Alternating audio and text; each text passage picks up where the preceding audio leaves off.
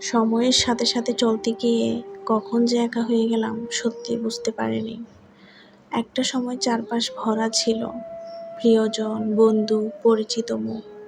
হাসি ছিল, গল্প ছিল, ব্যস্ততার মাঝেও একটু থেমে কথা বলার সময় ছিল। কিন্তু সময় তার নিজের নিয়মে সব বদলে দেয়।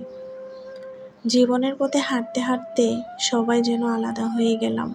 কেউ ব্যস্ত হয়ে গেল নিজের স্বপ্ন নিয়ে, কেউ দূরে সরে গেল অভিমান নিয়ে, আবার কেউ হারিয়ে গেল নিঃশব্দে।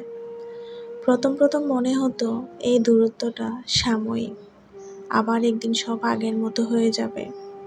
কিন্তু দিন যায়, মাস যায়, বছর পেরিয়ে যায়, আর সেই আগের মতো কিছুই ফিরে আসে না। এখন চারপাশে মানুষ আছে, তবুও একটা শূন্যতা অনুভব হয়।